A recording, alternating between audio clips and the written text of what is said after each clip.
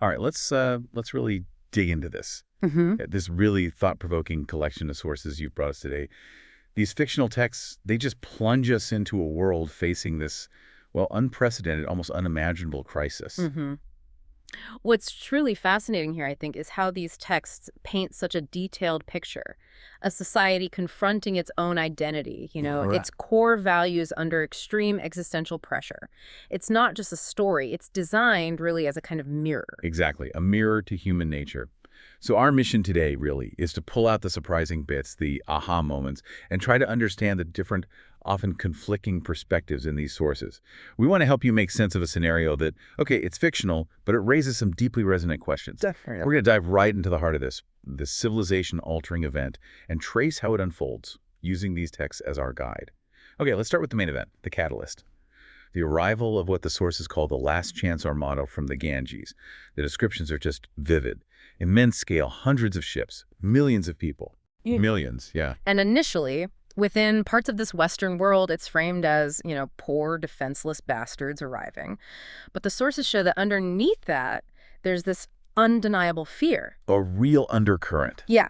And then the texts, they take this really stark turn. They introduce these highly unsettling images from the perspective of those watching fearfully, things like monster children, and this constant, eerie sing-song chant coming from the fleet. It's Totally. overwhelming, quite disquieting. It absolutely is, and the initial Western response, as it's laid out so meticulously in these sources, it's marked by this profound denial, a kind of fathomless ignorance, they call it, and this tendency to frame the whole crisis through this lens of, well, the authors call it altruistic frenzy. Altruistic frenzy. Yeah, it's quite unsettling to read how the media, political figures, instead of facing the reality, they seem to approach it like a game. The sources chillingly call it the anti-racism game. Yeah, where, keeping up appearances, the moral high ground, avoiding any hint of prejudice, that became the absolute priority. More important, it seems, than practical concerns, even survival. And this early phase, this denial and narrative control, it's really embodied by a few key figures, isn't it? You've got Minister Jean Raspail, who's sort of the public face of compassion. He advocates for a compassionate voice, a heartfelt welcome. But later, the text hints at this awful realization hitting him, describes him as terribly sad. Right, a shift. And then contrasting that, there's Albert Durfort, the media guy. He pushes this slogan, "We're all from the Ganges now." And that slogan, it's not just catchy, is it? It shows how easily an idea, even if it's not really true, can just take over the narrative in a crisis. Exactly. It spreads like wildfire. It makes you wonder what makes society so open to these kinds of, well, flawed simplifications. And then there's Boris Vilsberg, the intellectual, his dogmatic, relentless doubt about Western institutions. The sources suggest that actually eroded the very foundation needed for people to act together. That constant questioning, undermining. Yeah. And connecting that to the bigger picture, I guess, it makes you think, doesn't it? How does that kind of pervasive self-doubt affect a society's ability to respond when something truly huge hits? That's a critical question, definitely. The sources, they depict public opinion then as being almost drugged with narcotic doubt, easily manipulated, leading to this deep disengagement from what's actually happening. Wow. They use this character, Marcel, to illustrate it. He's meant to be the average Western man. And Marcel, the source put it really starkly, becomes gelded of his instinct for self-preservation. Gelded. That's a powerful word. It is. It suggests this profound psychological paralysis, doesn't it? A complete loss of the drive to protect himself or his society. He just passively watches it collapse, believing, that the bosses will somehow sort it out or pay for the gang, as the text says. But amidst all that denial, the sources also highlight these powerful, almost desperate acts of defiance and warnings from a few people who somehow see the light, but nobody listens. Yeah, the voices in the wilderness. Take Professor Cowgs. His resistance is solitary, almost. Absurd, really. Yeah. He's in his old house, this utterly respectable Western oak, lighting oil lamps, listening to Mozart, while everything falls apart outside. A stark contrast. And his final act, this tidy death of a young looter with a shotgun. The sources say he felt utterly at peace afterwards, like he was living a second life. That detail about Cowgs finding peace in that final violent act, it really stops you. What does that kind of extreme clarity, that purpose, tell us about human nature under that kind of pressure? Well, it could speak to a kind of almost spiritual release, maybe, Yeah. when you confront something impossible with total conviction. And we see others, too, like Consul Hemmings in Calcutta. He tries this truly heroic gesture, standing against the crowd. And it gets trampled. Tragically, yes. Trampled to death. An unacknowledged martyr, essentially. And then there's Captain Luke Notaris. His action described as a massacre, running over bodies with his ship. It's just condemned instantly, universally, without any real look at the circumstances. Right, just labeled. Exactly. He becomes a symbol of cutthroat whites, regardless of the terrifying situation he was clearly in. And this is where you see the strategic genius, as the sources frame it, of the beast, controlling the narrative, presenting any violence on its side as somehow altruistic. Like the stolen art being ransomed or hijacked planes for charity. Precisely. It was all designed, the text suggests, to stop people from truly waking up, to kind of disarm the West's moral compass. That's a really chilling look at narrative control. And one figure who tries desperately to break through that is Jules Macheffer, the independent journalist, editor of La Pensée Nationale. What stands out to you about his methods? Because the sources describe his approach as, well, unconventional. Petty quibbles, even peeing on a rival paper's mat. Yes, Macheffer. It's almost a symbolic of his defiance, isn't it? It really is. That unconventional approach, even the petty quibbles and stunts like the one you mentioned, they become significant.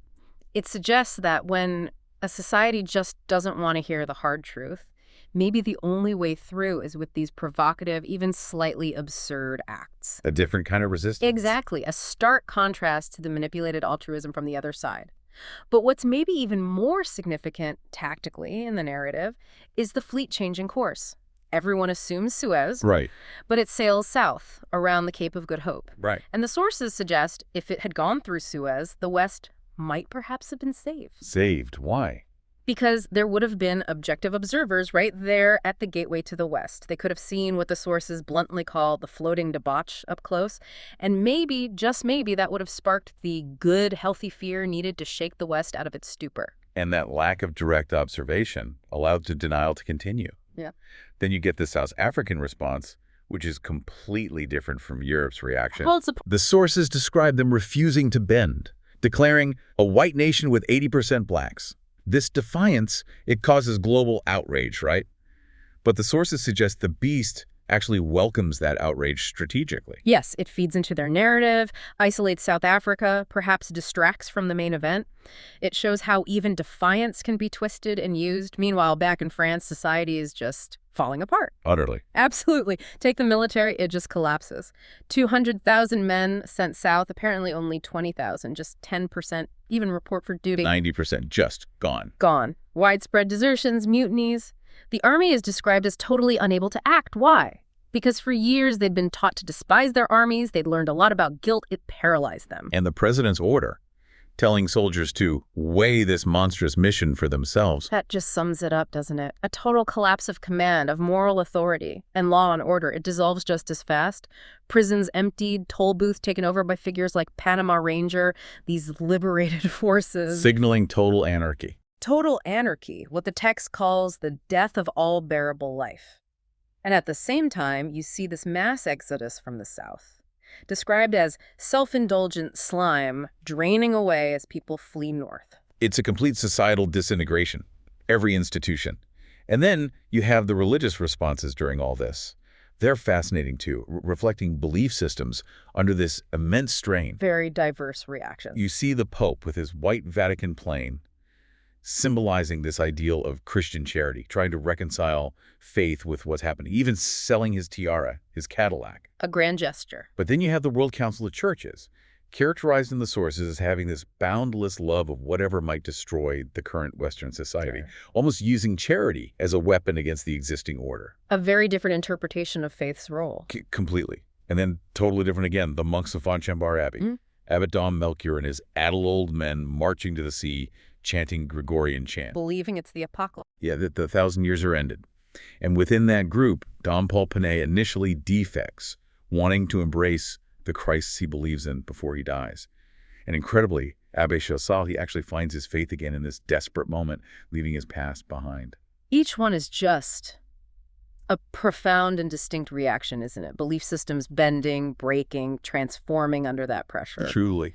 And amidst all that chaos, this final bastion forms. The village, they call it. And it's this diverse, almost comically small group. Colonel Dragasses, Jean Raspail, Jules Mecheffer, the Duc de Ra. The usual suspects, in a way. But with some very unexpected additions. There's Monsieur Hamadura, this Indian ex-deputy who, amazingly, hates his own people's squalor and fatalism. He's desperately trying to warn the West. An insider trying to sound the alarm. Exactly. And then Solicaro, the former cat house owner, he becomes their chaplain. A chaplain, seriously. Seriously.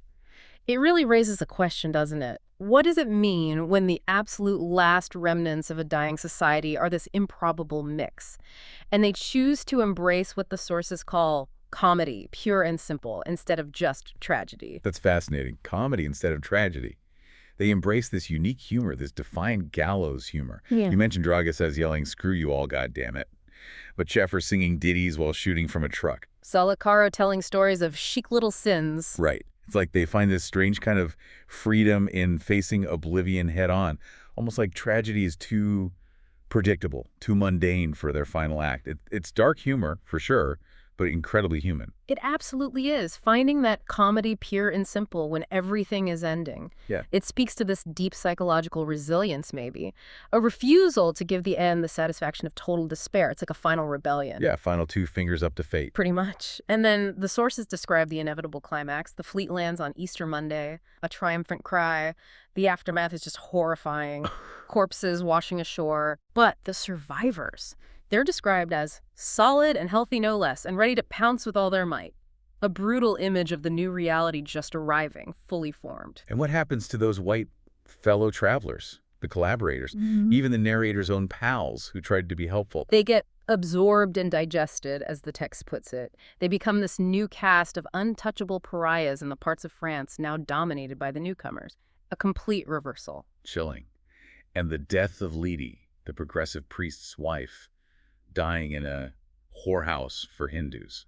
It's such a stark, bleak symbol of the old world just being utterly extinguished. It is. It signals a complete societal shift. The sources lament, the rats won't give up that cheese called the West until they've devoured it to the very last crumb. Just total consumption. And new laws come in? Yeah, things like a school busing law. It's presented almost satirically as this twisted kind of anti-racist legislation, but its real purpose seems to be enforcing racial mixing, cementing the new power structure. A perversion of the original ideals. Exactly. And that final image, the bishop, found alone on an empty ship, experiencing the storm's uproar, realizing he's all alone, just weeping like a baby. It's just utter desolation, isn't it? The final whimper of the old world. A powerful, lonely image. And ultimately, the sources point to this profound shift in the meaning of racism itself within this new reality.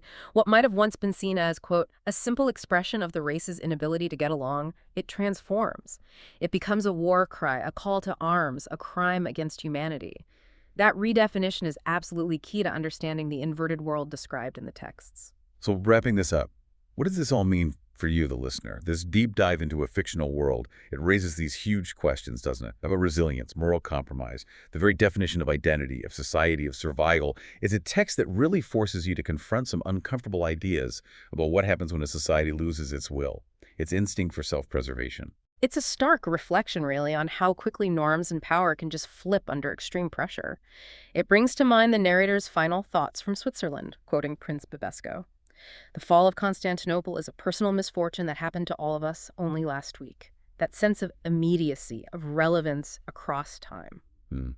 So as you reflect on this journey through these, frankly, quite challenging sources, maybe consider this. In a world where information is so easily manipulated, where beliefs can seem so fluid, how do you actually discern the truth? And maybe more importantly, what are you willing to stand up for, even when the odds seem impossible or when the crowd is going the other way?